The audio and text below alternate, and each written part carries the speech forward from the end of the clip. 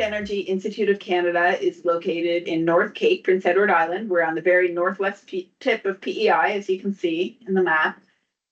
We were established in 1981 as the Atlantic Wind Test Site, or AWATS. And then we changed our name and our mandate to be more national in 2006. We are a nonprofit organization.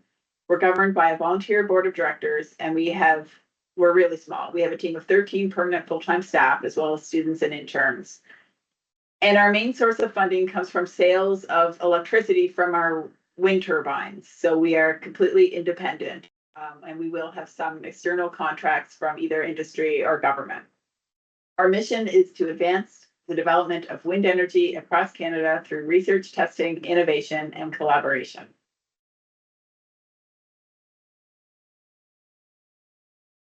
So this is our team. So we have our CEO, but you can see we kind of have two main streams. I lead the research stream, and I have a team of 4 engineers and scientists that work with me. And then Sean Shea leads the operations team, and he has a team of 4 technicians that work with him. And we have varying backgrounds, in different types of sciences and engineering. And then the technicians, some of them came, went to Holland College and got a diploma in wind turbine technician, but others were in the automotive industry and transfer. So there's a lot of different ways you can bring your experience to the team. Sorry, not to interrupt, but I don't think the slides are moving with you, which is okay, but I just want to let everyone kind of know, I think you're on slide 3. And they should be able to. Did that move it? Okay, yeah. It's moving now? Yeah, okay. Sync to presenter there. Perfect. Okay. Thank you, Jess. So this, we have a wind research and development park that consists of 5 2-megawatt wind turbines that were commissioned in 2013 with a meteorological mast. We also have a 109 kilowatt solar array that was commissioned in 2021 and a 223 kilowatt hour battery that was also commissioned in 2021, as well as some meteorological equipment to support that. So we consider all of this equipment as a large living lab. So we're researchers, and this is our laboratory. And we feel that that's what we can provide the industry, is this real world data and experience to help advance the industry.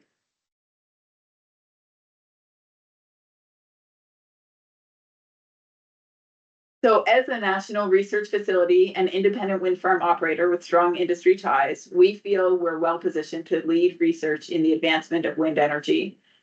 And we are open to working with other institutes, academia, and industry to be used as a test laboratory. And we have 2 major streams of research, so asset management or service life estimation and grid integration. So we want to build capacity. We want to build knowledge in turbines, solar, battery, what are the opportunities, what are the limits, and we also want to build tomorrow's leaders. So we've had more than 50 students or interns working with our wind R&D park, which has resulted in more than 50 invited presentations, more than 50 conference presentations, 4 master's theses, and almost 30 peer-reviewed publications. So in this image, you can see in the top left, that was what UPEI computer science student. We had below that, that's Robbie, who was on a previous slide. He's been with us for, I think, 8 years now. He graduated from UPEI in physics and then went on to Dalhousie to do his master's and PhD. In the top right, she was an undergrad at UPEI. In engineering. So both of these students in the top there, they came with us, worked with us for 2 summers. And then in that bottom right image, he was a recent grad from McGill. And so he came and he spent a year with us, and now he's back in Montreal doing work in renewable energy. So here are some examples of some of our past students. Just all of these people are from this past summer. So Bavia Uniel was a computer science co-op student. We hired her through an international student program. Nicholas Legg was a Dalhousie student, and he worked with us on long-term duration energy storage, and did a presentation for Prince Edward Island Energy Corporation on that. Alan Harris is a computer science student at UPEI as well, and he was here for his second summer this past summer, and it was great seeing his growth and how he took on some more complicated projects. We think he did some forecasting projects for photovoltaics that we think it's already led to a presentation and would help a publication as well. And then Isabella is a McGill student doing mechanical engineering, and she, I think she may have found her dream job working with us. She wants to be a manager of operations in wind turbines. So it was great. We got all of the students up the turbine. They were really excited about, and they had a great summer. Now, when people come to WeCan, we want them to stay forever, but we know that that's not practical, especially with our remote location. But we do think of ourselves as a bit of a good launching pad for future careers. So you can see Carrie there in the top was with us for 8 years. She's now been with Maritime Electric for the last few years. Below her, Majid was with us for about 4 years, and he's working with Enbridge. He wanted to go back. His family was in Montreal, so he wanted to go live near them. Jessica was with us for about 1.5 years, and she's now working for RES. Eldridge was with us for 5 years, and he's now working for NRCan for the federal government. Phil McKay was with us for 2 years, and now he's running things at the Canadian Renewable Energy Association. And Gerald Giroux was with us for 10 years, and he's now working at Summerside Electric in the city of Summerside.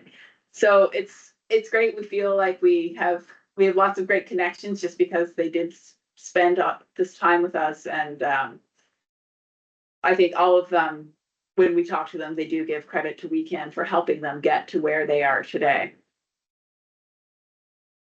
And that's my presentation. Happy to answer any questions. Thank you so much. Yeah, so students, if anyone has any questions, feel free to hop on the mic or type them in the chat. Yeah, so question just came through in the chat. Just wondering if there would be opportunities for students who are not in STEM related fields. Yes, it's usually STEM, but we have had business students as well, and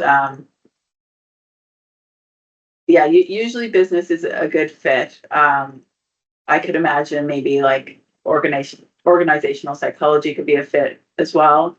Yeah, it just depends on the time and what kind of projects we have going on.